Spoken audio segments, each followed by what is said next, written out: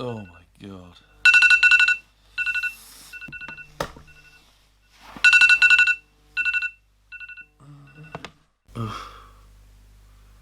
It's early.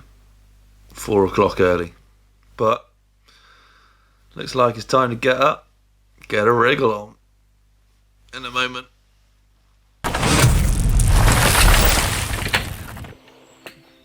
Hi, I'm Richard, ex-racer and now presenter for GMBN.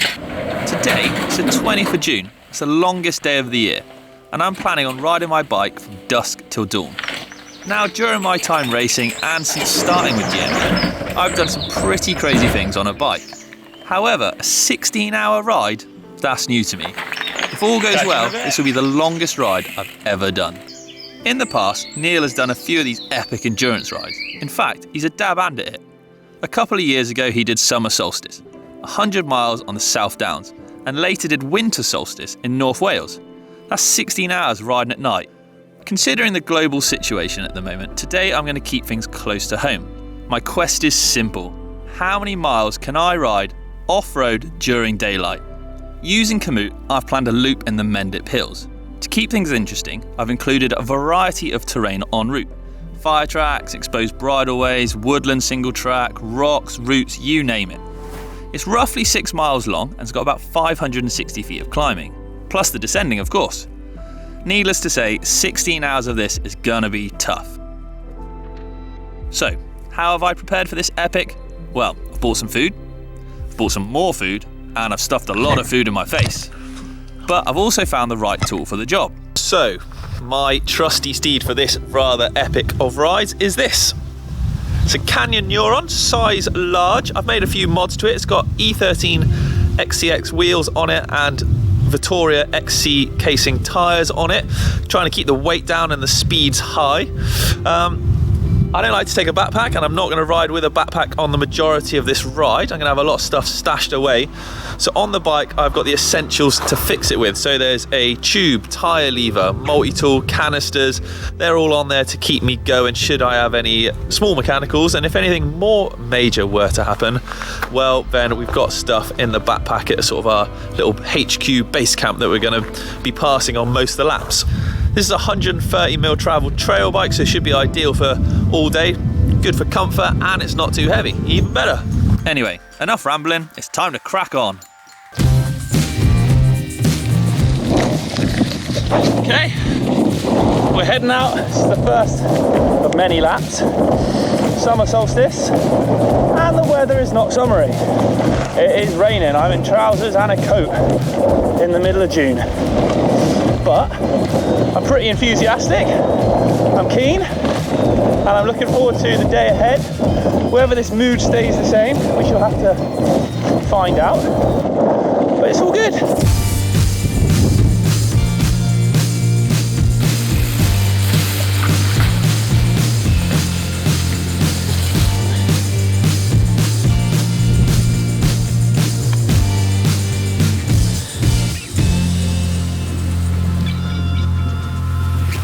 Looks like someone had a good night last night. Just riding along, it's 5 in the morning, and there's a pair of red high heel boots just leaning against the gate. They're really high, so what happens in Somerset stays in Somerset. Oh, let's hope I don't bump into them. Maybe I should. Today is minimal stopping without maximal speed, if that makes sense. So we're gonna make sure I don't go too fast, as it's not even a marathon but a sprint, it's many marathons. I know like what heart rate I can hold up for a long time, so I'm just gonna stick to that regardless of speed, and we'll just see how we go.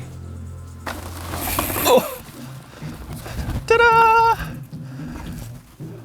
Welcome to the highest point in the Mendips. We're just over 1,000 feet tall. It's the third time I've seen this beautiful trig point today. And now you can finally see some landmarks as well, actually. That's Chew Valley Lake. If we go that way, it's Bristol.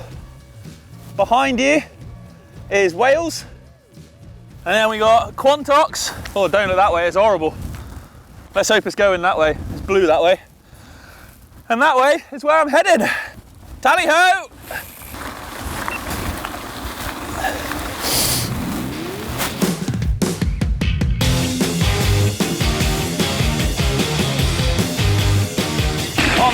beauty, opted for XC tyres. It's pretty rocky up here, so you do have to rein it in a little, just to be on the safe side, because punctures are no fun for anybody.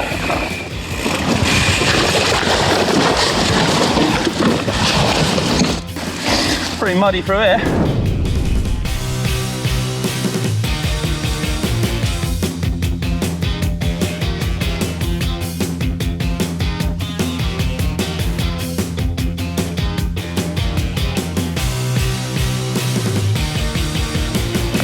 Holy crap. What's up, buddy? Oh, I think that's the one that eyed me off earlier. Both mind and body are good.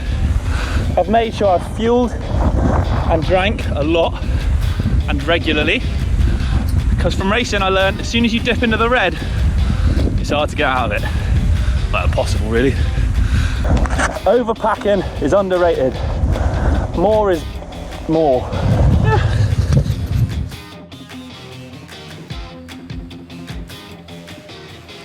Hey dude, alright? Eat it. We're 51 miles in, just peaked past the 6 hour mark. And I'll be honest, I'm feeling pretty good actually. Brain and body is both working all right still. Everything's all good. I've been making sure I eat and drink a lot, roughly every 45 minutes, which is about what the lap is. So every time I come back, I'll have a speedy snack and a drink, top up the water bottle, and off we go again for the next lap. Tell you. And bonus, it's actually drying up. It's a bit of blue sky coming through, and the wind is helping to dry things as well. So enjoying it. 6 hours, bit of a sore butt, but plenty of hours to go, and we'll be fine. Oh, the gate's not even locked. We'll close it a minute. Catch me up there. You'll recognise where we are.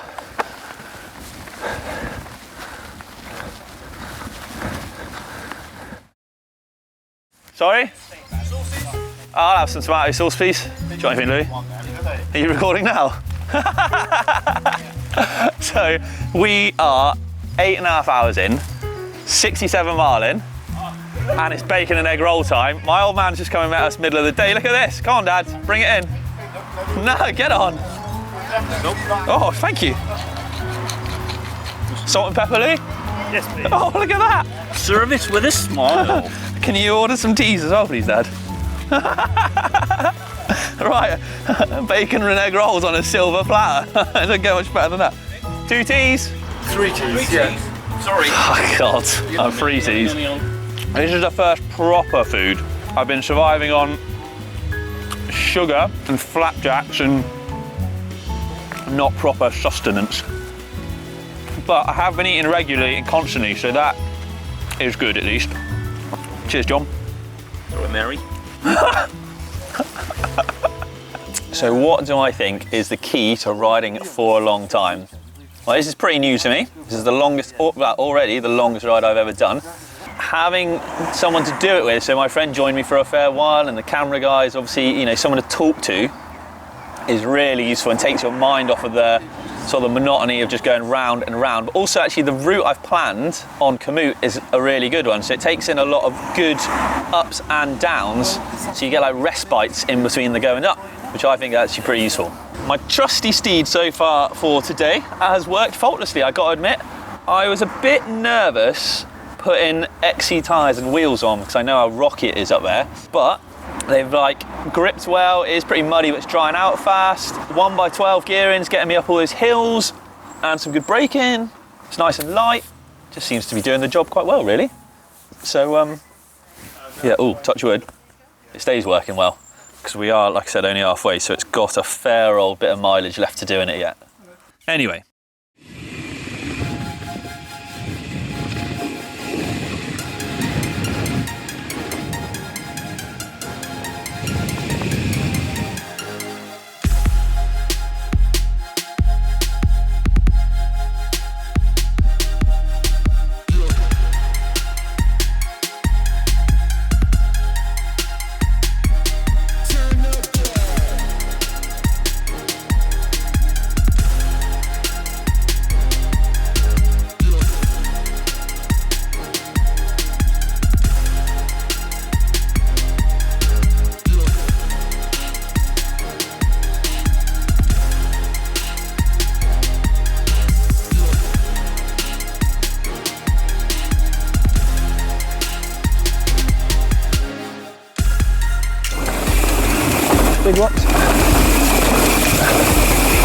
pretty stoked, I'll be honest. Still holding down a good pace on the downhills at least.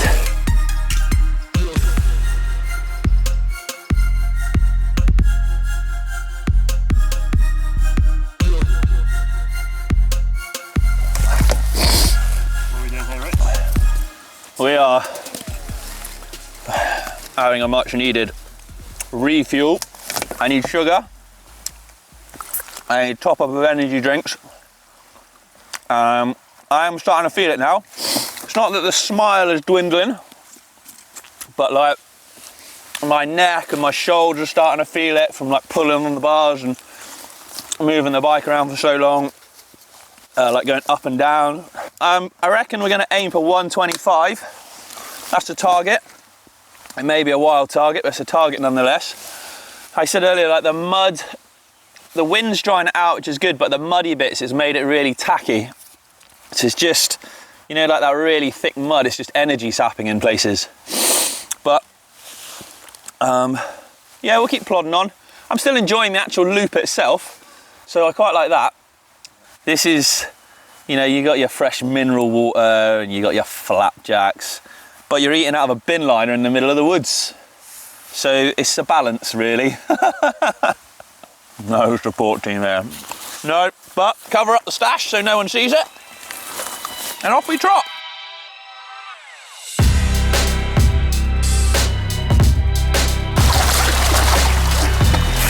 Yes. Nailed it. This is the final descent of the loop, basically before we climb the whole way back to the top. And that's the bit that's been killing me, that last sort of having to climb basically from the bottom of the woods all the way back to the top at the end of the lap. There's a bit of a pig, an unavoidable pig, but a pig nonetheless. But it's fun down here. I don't know if you can see all the tiny knobbly little polished rocks on camera. They are lethal. That dot disappearing into the distance. That is my cameraman on an e-bike. I'm not gonna lie, a little bit jealous right now. We've just tipped past the 12-hour mark then, and mileage-wise, we're just shy of 100 as well. So that's gonna be a lot of personal records there. I've never ever ridden for this long. I've never ever done that many miles in one go, especially on a mountain bike in one place. So I'm pretty proud of myself so far, but I'm be honest with you, I'm starting to feel it. I'm trying to eat loads, but there's one hill that I climb up from the bottom of the hill all the way to the very top, and every time I get to it, it's just getting a little bit harder. We're gonna smash this still. I think we're gonna do good, but first of all, I need bakewell slices, because otherwise we're not gonna make it anywhere.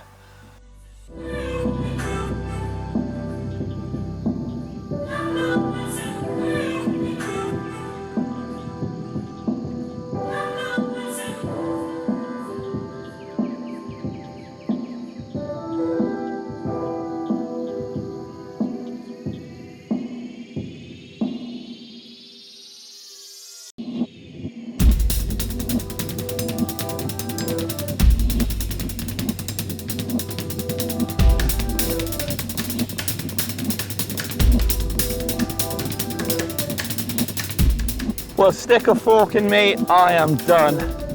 This is the final climb of the final lap, and I'm goosed. My legs have got nothing in them. I know that because, well, my heart rate is 109, and I can like just about turn the pedals over, so.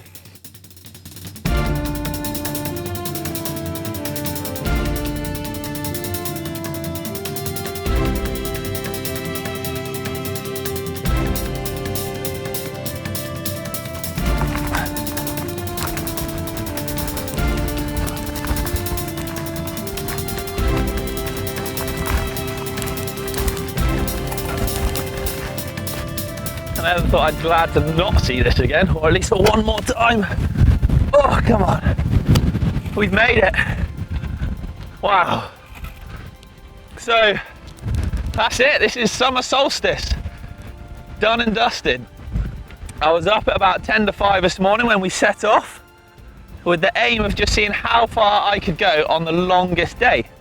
And I'm pretty pleased with myself, I'll be honest. I've never done a challenge like this, like I said. So this is not only the longest ride, but the furthest ride by long, long ways.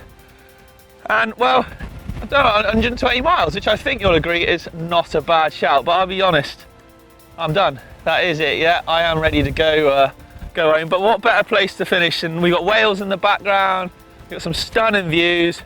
It's a bit windy, it is a bit fresh up here, but done. You're not done though, Rich. You've got to ride home. Well, yeah, cheers Nick. I forgot about that. Right, well, see ya. Thanks mate. Thanks for reminding me.